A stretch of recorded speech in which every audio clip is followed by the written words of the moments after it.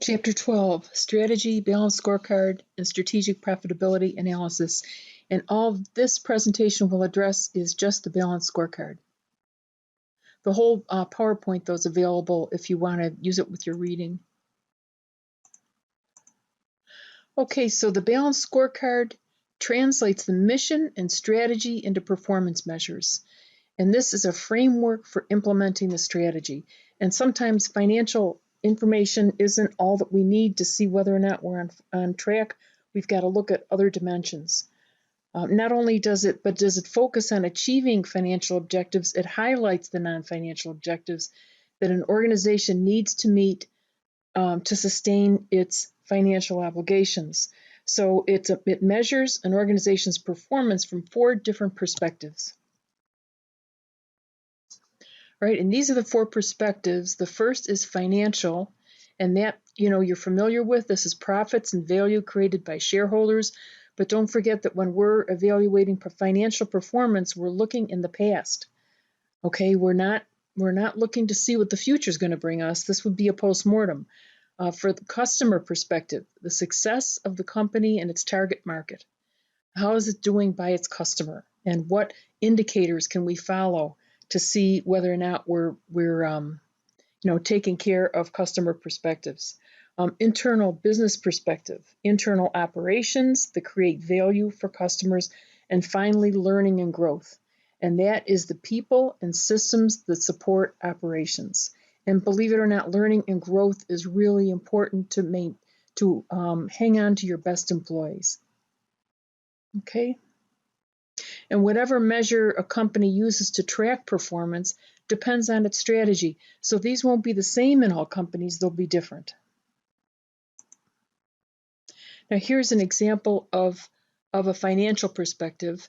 And remember, it evaluates the profitability of the strategy and the creation of shareholder value. And it uses the most objective measures in the scorecard. The other 3 perspectives eventually feed in this. Okay, you always, with financial stuff, it always gets you in the end. So what do we have here? 3 dimensions of some of the examples are to grow operating income and to increase shareholder value. Okay, so for operating income, we would use operating income from productivity gain, from growth, and also revenue growth. Some of the initiatives, we may have a cost managing initiative where we're trying to reduce cost and reduce unused capacity. Or maybe we're building stronger customer relationships to try to increase revenue. This is the target performance right here, and then we've got actual performance. So we do follow it as best we can. That's not easy though. So the customer identifies the customer target market, customer in market segments, and measures the company's success in these segments. And we've got some measures here that might be used, including the number of new customers and customer satisfaction ratings. Now, these are good measurable items.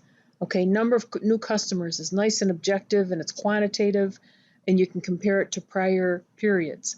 And then customer satisfaction ratings, you can get that from literally sometimes standing in a parking lot with a clipboard and just taking a random sample of people, or you could do a normal survey, or you could use customer feedback that comes in anyway, with your sales.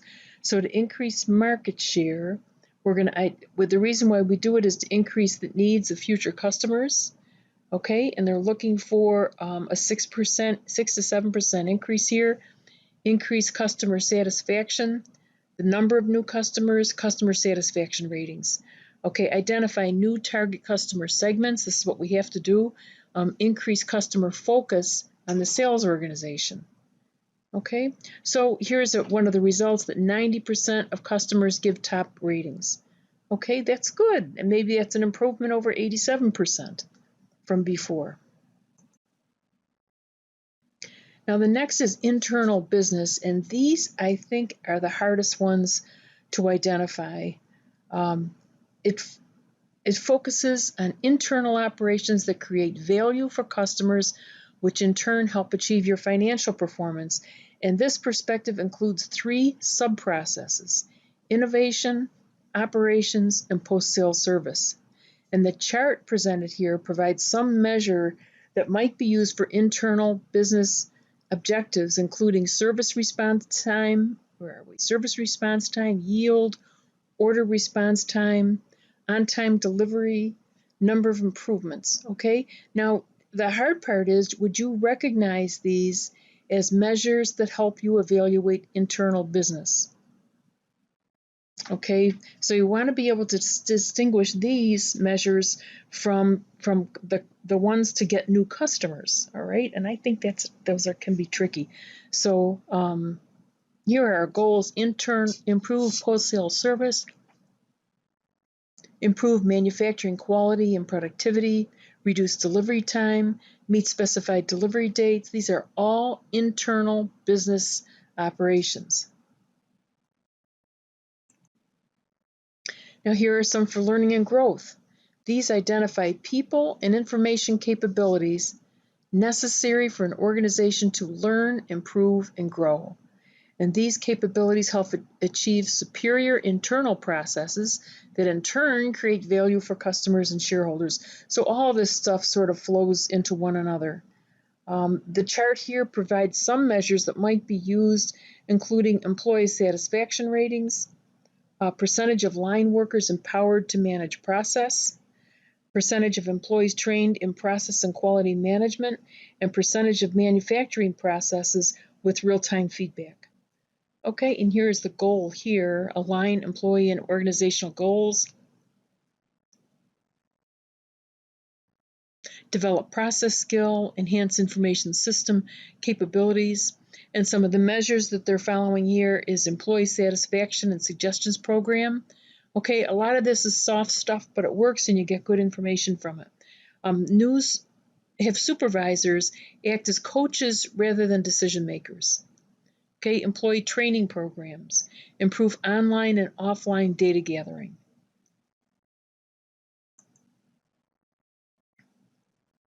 So in order to successfully implement a balanced scorecard, you have to have commitment and leadership from the top. It's got to be communicated to everyone, and managers have to view it as a fair way to assess and reward all important aspects of their performance. So in order for this to happen, you better get them involved in the development of it. So they've got buy-in. Okay, and this is a really handy slide. These are common balanced scorecard measures. So this, for a financial perspective, these we can usually identify really well. So income measures, okay, operating income, gross margin percentage, revenue and cost measures, and then finally income and investment measures. Now customer perspective, market share, customer satisfaction, customer retention percentage, time taken to fulfill customer requests, number of customer complaints. Okay, so that's good. But then you go to internal business, operating capabilities, new products or services, new product development times, number of new patents. Just make sure that you spend some time on this, and as you're going through it, be careful that you can distinguish one from the next. Okay, you've got 4 perspectives here to understand where they go. Learning and growth is a nice one. This is employee education and skill levels. I mean, these are all things that are important to you when you get a job. Okay, you don't want to be doing the same thing all the time. And a company that follows a cost leadership strategy will design their balanced scorecard to be different from one that follows product differentiation strategy. That's the connection here in these chapters. So we have cost leadership versus product differentiation, and depending on whichever strategy you have, that will change your scorecard items. Okay, so companies are recognizing they've got to continually earn the right to operate in the communities and countries in which they do business. Managers interested in measuring environmental and social performance incorporate these factors into their balanced scorecards to set priorities for initiatives, guide decisions, and action and fuel discussions around strategies and business models. Okay. So a good balanced scorecard tells the story of a firm's strategy, articulates a sequence of cause and effect relationships, the links among the various perspectives that align the implementation of the strategy. And it helps to communicate the strategy to all members of the organization by translating it into a coherent and linked set of understandable and measurable operational targets. And I've done this before, and it's actually a pretty neat process, and you really drive it down into the organization so everybody's playing to the same sheet music. It should motivate managers to take actions that eventually result in improvements in financial performance. And this applies mostly to for-profit entities, with some application to nonprofits also. And it limits the number of measures, identifying only the most critical ones. You don't want it to collapse under its own weight. And highlights less than optimal trade-offs that managers might make when they fail to consider operational and financial measures together. Okay? And finally, some of the pitfalls. Managers shouldn't assume that the cause and effect relationships are precise. They're just hypotheses. Okay? And managers should not seek improvements across all measures all the time.